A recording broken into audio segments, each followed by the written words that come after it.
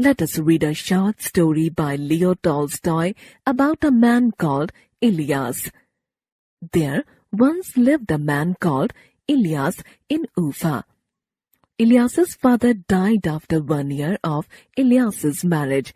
He did not leave him much property. Ilyas then had only 7 mares, 2 cows, and about a score of sheep.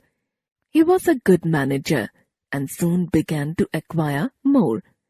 He and his wife worked from morning till night, rising earlier than others and going late to bed. His possessions increased year by year. Ilyas gradually acquired great wealth. At the end of 35 years, he had 200 horses, 150 heads of cattle, and 1,200 sheep. He hired men and women to work for him. They tended his flocks, herds, milked his mares and cows, and made kumis, butter and cheese. Ilyas had an abundance of everything, and everyone in the district envied him. Influential people heard of him and wanted to be acquainted with him. People from distant places visited him. He welcomed everyone and gave them food. Ilyas had 3 children, 2 sons and a daughter. He married them all off. When he was poor, his sons had worked with him. They looked after the flocks and herds themselves. But when Ilyas grew rich, they got spoiled. The eldest was killed in a brawl, and the younger one stopped obeying his father. So they lived separately. Ilyas gave his son a house and some of the cattle. This diminished his wealth. Soon many of his sheep died due to a disease. This was followed by a bad harvest, and then the Kyrgyz stole his best herd of horses. His wealth decreased, and he had to sell off his carpets, furs, saddles, tents, and the remaining cattle. His son, who had parted, went to a far-off country, and his daughter was dead. He and his wife, Shemagi, had grown old. There was no one to look after them. Their neighbor, Muhammad Shah, lived comfortably and was a good man. He had pity on Ilyas and remembered the hospitality of Ilyas and said, Ilyas, come and live with me.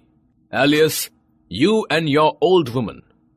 In summer, you can work in my melon garden as much as your strength allows, and in winter, feed my cattle. When you need anything, tell me, and you shall have it.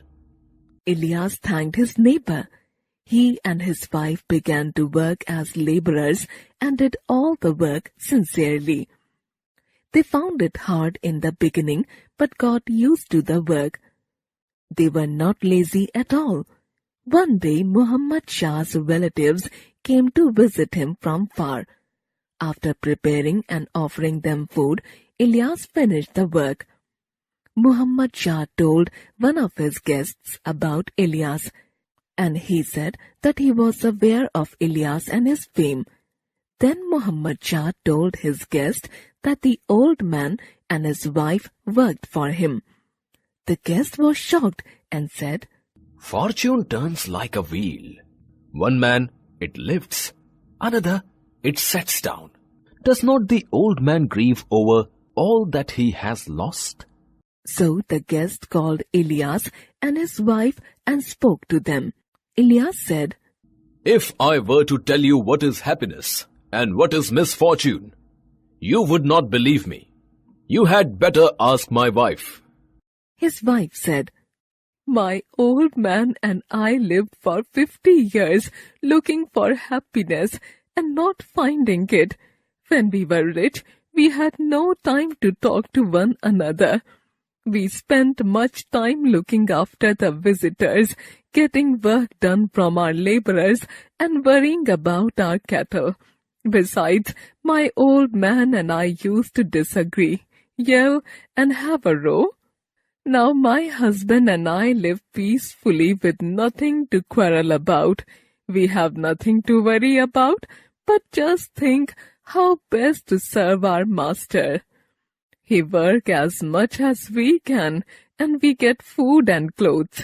We have fur to wear and fuel to burn when it is cold, and we have all the time to talk and the time to pray. At last, we have found happiness. The guests initially laughed, but soon realized that what Ilyas was saying was indeed the truth of life.